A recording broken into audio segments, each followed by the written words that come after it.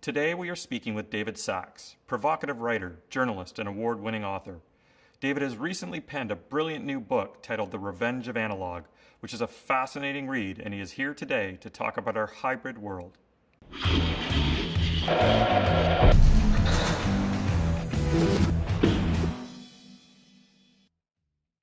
So hello, David, and welcome to Cup of Joe. Thank you, Michael. Fascinating new book, The Revenge of Analog. I loved it. Talk to me about being a human again. Do you see these new worlds of analog pushing back to vinyl, pushing back to things that are very touch and feel as just a blip trend, or is this something that we're really moving towards? You know, it's funny, you said it reminded you of being a human again. You were always a human. You never stopped being one, as far as I know.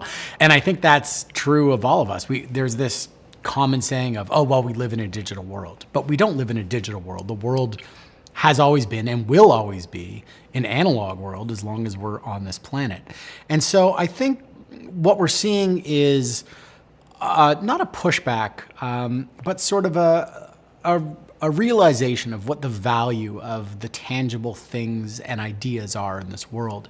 When we have everything digital at our fingertips, we're able to choose what we want that is analog. Obviously, there's a big bet on, let's call it physical experiences today. We're seeing like the digital giants like Amazon moving into terrestrial, coming down from outer space and buying a Whole Foods. As you call the physical sort of superior mediums for life, how do you see that world sort of colliding? Well, I think Amazon's a great example. Another example that I was talking about just before with someone is Warby Parker, right? Here is a company that was founded a bunch of years ago to do something that no one had ever done, to sell eyeglasses online. And that was their whole thing. And then they quickly realized that they were limited in that market and opened up stores. And the stores were so successful that it propelled the brand forward and inspired all these copycats. Yes, they still sell a lot of glasses online, but people still want to try those glasses on. And if anything, they're more likely to buy glasses at Warby Parker because of that. It's not a question of either or. We are a digital company or we are an analog company. In the modern world that we live in today and will be living in, you need to do both, and you can't sacrifice one and just dismiss the other away. The experience of online shopping is always going to be limited by the size of the screen and what you're able to put on it. Beyond some of the examples you had, who's doing it really well? IKEA. So IKEA is a physical place. You go to the stores. The stores are some of the most successful retailers everywhere. They reach their customers through online ads, through billboards, and through this giant brick of a catalog that they drop on everybody's doorstep pretty much around the world. And yet they are technologically sophisticated in the data that they collect, in the products that they make, in the way they deliver products and services to people. So you can go to IKEA, drive there, collect your stuff, assemble it with your Allen key at home, swear, getting a divorce like all of us do. But they recently bought TaskRabbit, so you can have someone else go and do it with the ease of an app. But it's not just going to be one, oh, we're only selling, Poang chairs at stores that you have to go to, or we're only selling them online. It's both.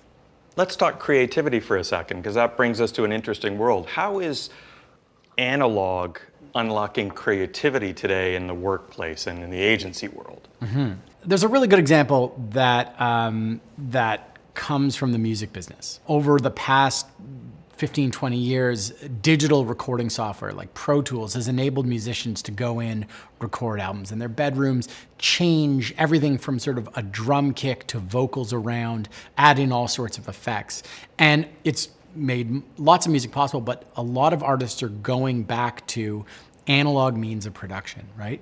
They're saying the limitations of pressing record on a tape and recording a song and then liking it or recording over it allow a certain kind of creative freedom, which is a freedom of not being able to change something, the freedom of giving it your best take and sort of forcing that creative energy. And so you have artists like Jack White, Lady Gaga, the Wu-Tang Clan creating some incredible albums like this. Dave Grohl, the Foo Fighters, he won a couple Grammys with some of these albums.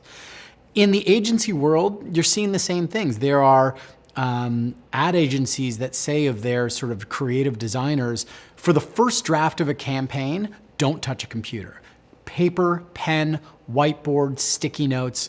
We don't want you to be constrained with a document that you're then bound to. We want it to be loose. We want the ideas to flow freely, and we will capture it all and sort of wrestle it back into digits later. So I think that mixture is something that those in the creative fields, whether it's art or design, advertising, marketing, are starting to play with again now that the stigma of, oh, you're using print, you're a dinosaur is over. What do you think the one thing that brands can do to transform the way they engage with people is?